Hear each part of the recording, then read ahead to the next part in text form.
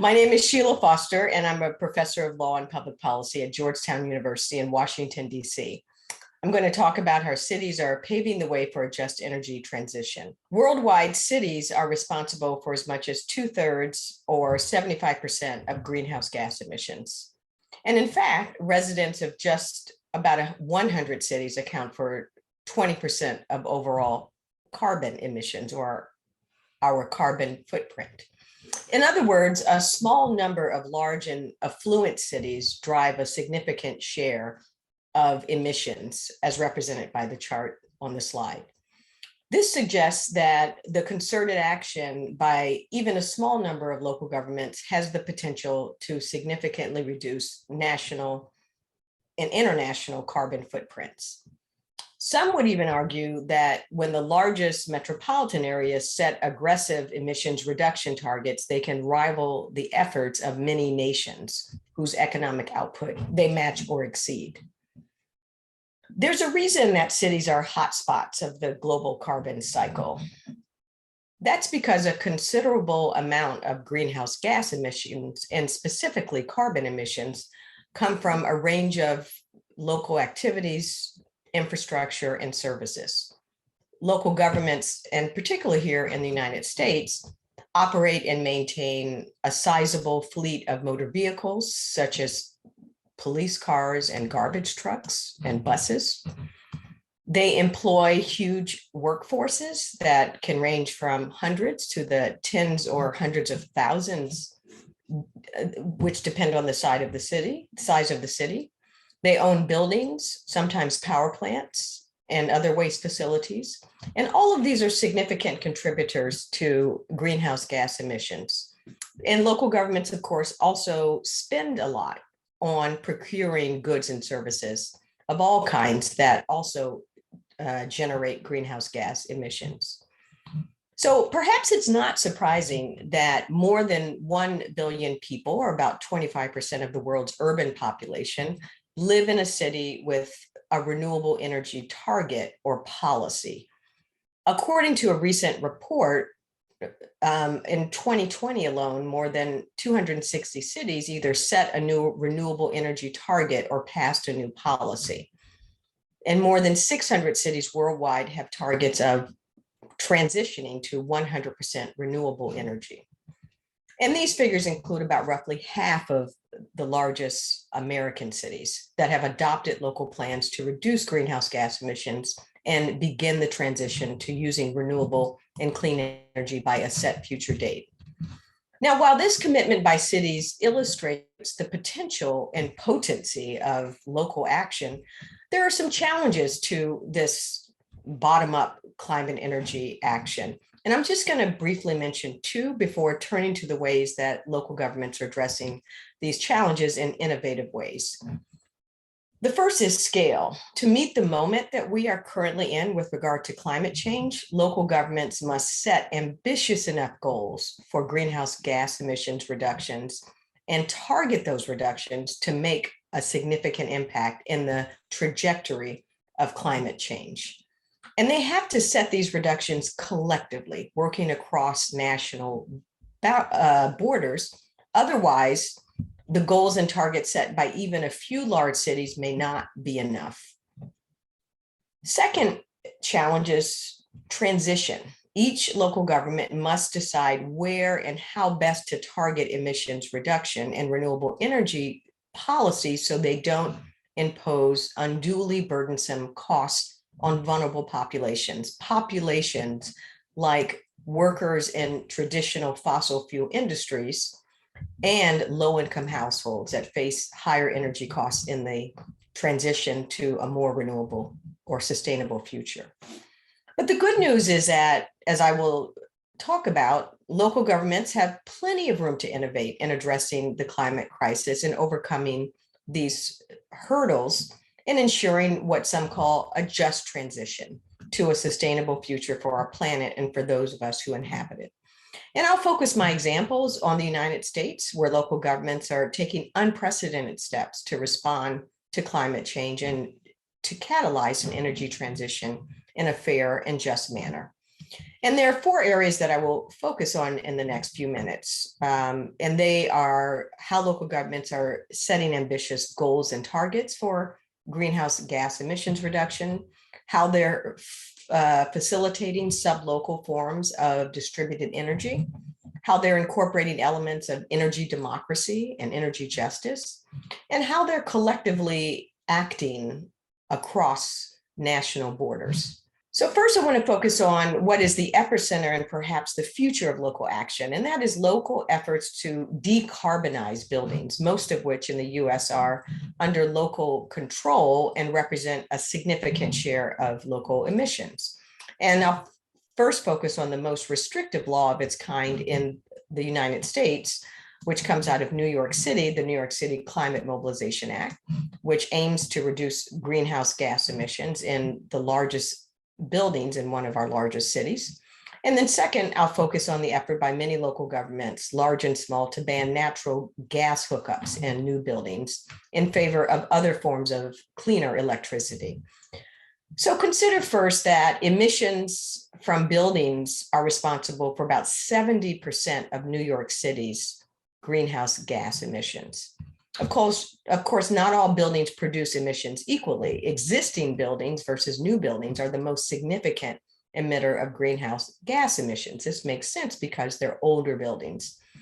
But because of this, they represent a significant opportunity for decarbonizing the infrastructure of a major city. Since in any given year, the number of existing buildings far exceeds the number under construction or coming online. For this reason, New York City's new Climate Mobilization Act is truly groundbreaking. It establishes an annual emissions limit based on the building's footprint or its square footage and its type of occupancy, be it residential, office, or school. And about 50,000 buildings, or about 60% of the city's total area, will be affected. The law requires that the building commissioner of New York City establish annual building limits, and owners of non-compliant buildings over time will face large annual fines beginning in about 2030. Now, the law also foresees a carbon trading program in the city to help buildings meet these emissions reduction targets in a way that is less costly and efficient. So that's the first example. The next example are gas bans. For localities that are looking to cut their carbon emissions and increase the share of renewable energy in their energy mix, electrifying buildings is a key measure that local governments can put in place. Natural gas is the second largest source of energy consumption in the United States after oil, and is responsible for more greenhouse gas emissions than coal. The first city in the US put in place a natural gas hookup ban in new buildings in 2019, Berkeley, California, and inspired other local governments across one of our largest states, California, to do the same, but not without raising several difficult legal questions, which I'll talk about in a minute. But for now, it's important to note that over 50 cities and counties across California alone either have considered or put in place these bans, and outside of California, increasingly a number of localities are putting these bans in place. However, in a reflection of the challenges that some local governments really across the world have in taking bold action on climate change and energy transition, several states in the United States are fighting back against city initiatives by preemptively overruling these bans and other laws before they are put into place. This is called legal preemption. And this has become quite a serious issue given the relationship between city and state power in the US, but also in other parts of the world when states want to override for political or other reasons the actions that cities are taking. Of course, some cities are trying to get around this legally, and they've been able to do so by essentially sidestepping these bans that are targeted to gas in particular, but by putting in place what New York City has done, which is to require a reduction of any kind of carbon emission, not just gas. Next, I want to talk about how local governments are facilitating new forms of sub-local energy distribution, in particular in the form of microgrids. So as mentioned earlier, a number of local governments around the world, including in the US, have set goals or targets to generate a certain percentage of power using new and renewable sources and cleaner sources of energy. And cities are increasingly innovating and experimenting with these on both a large and small scale. And I want to focus on two that are emerging at a smaller scale at the community level, because it's helping to pave the way for really decentralizing and redistributing new kinds of energy democracy and renewable energy. So first of all is community solar. So community solar provides the benefits of solar to residents who cannot install solar systems directly on their home. And these could be people who are renting or homeowners whose rooftops are shaded and are not getting the appropriate amount of sunlight, or their rooftops are in not a good position. They need repairs, so they cannot install solar panels directly on their houses. So it works like this. A developer organizes and installs a project, a solar project, and nearby residents subscribe. They either pay the solar developer once upfront or each month according to a pay-as-you-go plan. And once the panels go online, the energy they generate is redirected to the electrical grid in that locality and credited to residents' utility bills. And under many models, these credits are worth more than the payments that they're paying to subscribe to a community solar project, slashing their overall energy costs.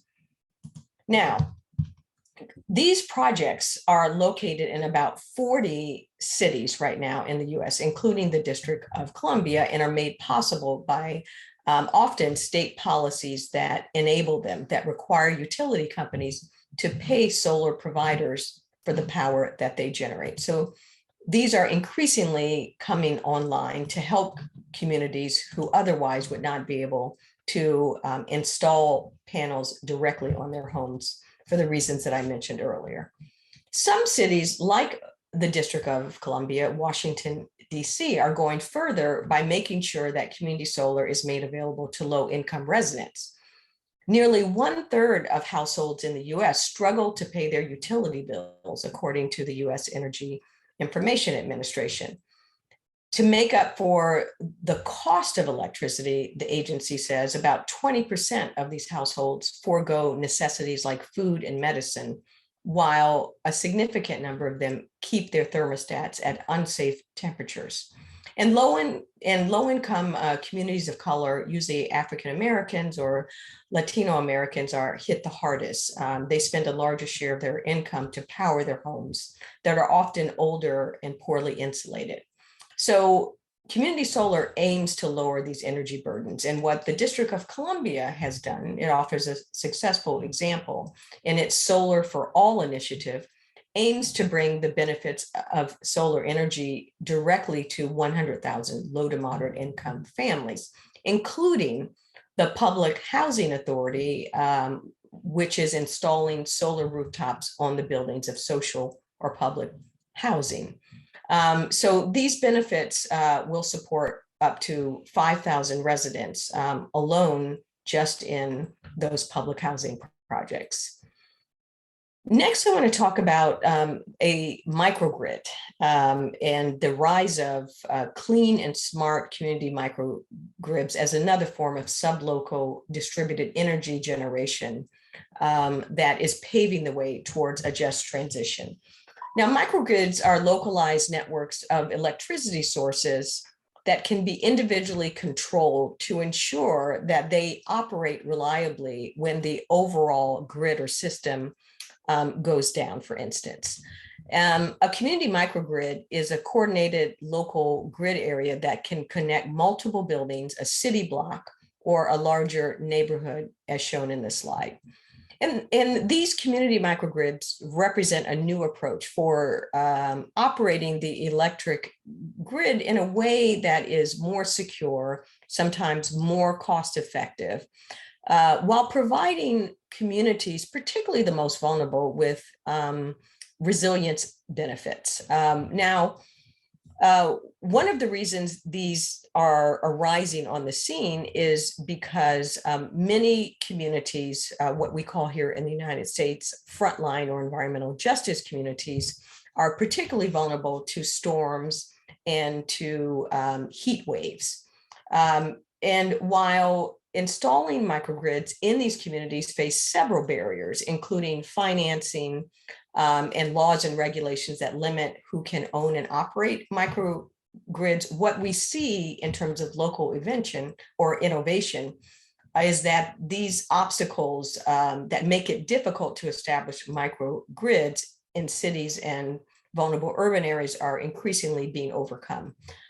So one local innovation is a new microgrid agency at the regional level in California. So one of the most ambitious proposals that I've seen is by the City and County of Los Angeles, which is proposing a metropolitan county-led agency to bolster the use of microgrids in a large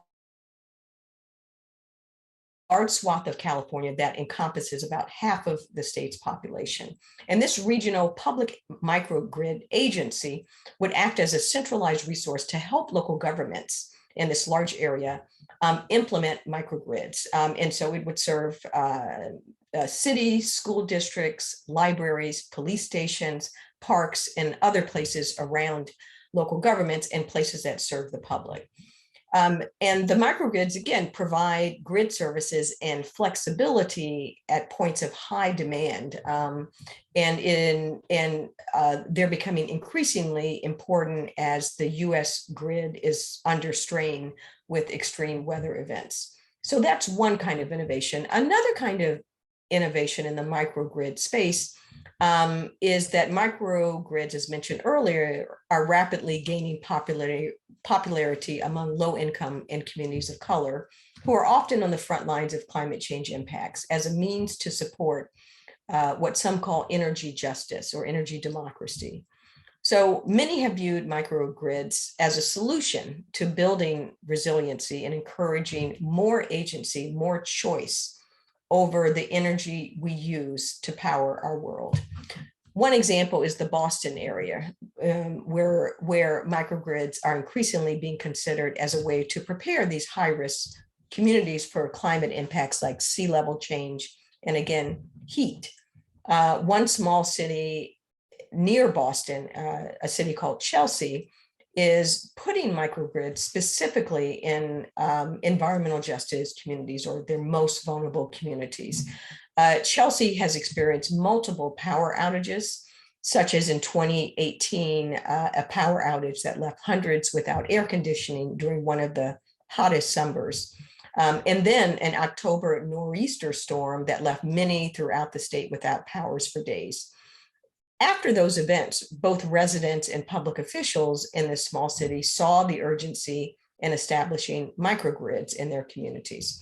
So the city of Chelsea is planning to build a cloud-based microgrid, which allows for remote management of the electrical system designed to ensure that the most vulnerable residents of that city are protected if the larger grid goes dark. And Chelsea is the only local government in the state where every neighborhood is designated a vulnerable community or an environmental justice community, meaning over 20% of residents live below the poverty line, and it's also a coastal community. One local official says about those microgrids that energy is a human right. We want to create what I call fossil-free zones around low-income communities. And he also said low-income individuals have no voice and they don't have a say in their source of energy, the location of substations, how their electricity is distributed, and how it's priced, he says. So the plan is to have the system up and running by 2023 and to include low-income housing and local hospitals later on. And of course, other communities in the Boston area are picking up on this innovation, such as Chinatown in Boston and the city of Cambridge, which is where Harvard University and MIT are located. They too are looking at microgrids in their communities. And so again, this kind of innovation is starting to spread. So I want to talk about and pick up on the local officials' words, which indicate that energy is a human right. And he wanted to give the most vulnerable communities some agency or some voice in their energy distribution and their energy pricing and where it's placed.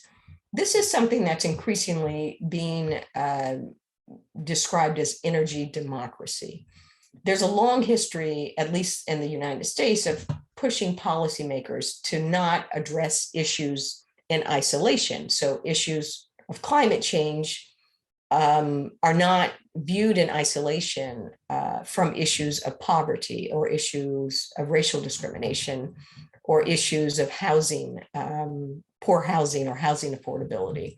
So the energy democracy idea really picks up on this and is calling for access to the benefits of climate adaptation policies and energy policies to help the most burdened or potentially harmed communities that are increasingly bearing the brunt of many of the impacts of climate change and the high cost of an energy transition, and calling for community agency or governance or stewardship over some of the transition to renewables. And we've just seen that in the case of microgrids. So as an example of what this might look like, consider the result of an energy democracy listening tour conducted by something called the Tennessee Valley Authority. The Tennessee Valley Authority is a federally owned electric utility corporation in the United States, which serves a broad area in a low-income part of the country. It covers all of Tennessee, portions of Alabama, Mississippi, Kentucky, small areas of Georgia, North Carolina, and Virginia. Now, this listening tour was developed by civil groups and local organizations to collect feedback from communities across this broad service area. And they asked residents, what do you want for your energy future? And the results of that listening tour generated a vision for our energy future that looks vastly different from the current system, which is largely a corporate centralized system. And these communities in the Tennessee Valley wanted a number of things. One was local decentralized energy generation, like community solar and microgrids that are able to produce cleaner and less costly forms of energy. They wanted, of course, more renewable energy. They wanted democratic control or decision-making in how those alternative forms of energy were placed in their communities and how they operated. They wanted high quality energy jobs, or what we call green jobs, and that were safe, skilled, and high paying. And they wanted equitable access to affordable bills. They expressed concern about affordability in the transition. And of course, overall, they wanted healthy communities and a healthy environment. They want the energy transition to prioritize health, not just the environment, but healthy workers and healthy communities. Environment over profit was a common theme. So this is what we are understanding as the energy democracy principle that is beginning to guide some of the transition, a just transition to a cleaner future led by local governments. Finally, as many examples have shown, local governments that are concerned with climate change are working to develop local programs that set emissions reduction goals, promote renewable forms of energy, and ensure that the most vulnerable communities benefit from their efforts. But they're not doing so by themselves. They're increasingly acting collectively to coordinate what has become a significant bottom-up effort to address the climate crisis by local governments and cities across the world. Cities have been forming alliances and networks across national and regional boundaries to collectively respond to the climate crisis. And they're cooperating through cross-border, transnational, as well as national networks. Some of them you've heard of: Climate Mayors, C40, ICLEI, in the US, the Covenant of Mayors, and other organizations that allow cities to share the policies that they're putting in place, and also to hold themselves accountable for seeing those policies through. One of the largest international networks is C40, which includes about 96 cities representing more than 700 million people and about 1/4 of the global economy. C40 has worked with a number of other networks and the World Resources Institute on a global protocol, for instance, for measuring community scale greenhouse gas emissions, and according to its last annual report, has put in place a number of ambitious policies, over 8,000 climate actions among its member cities, leveraging about 2.8 billion in funding, which impacts millions of urban dwellers worldwide. So through their collective actions and declarations and commitments, cities around the world, including in the United States, are creating what I would call their own quasi-binding legal norms or transnational law, which is creating a new body of climate policy and law that is truly meeting the moment, even when national governments cannot reach an agreement or are not acting ambitiously enough.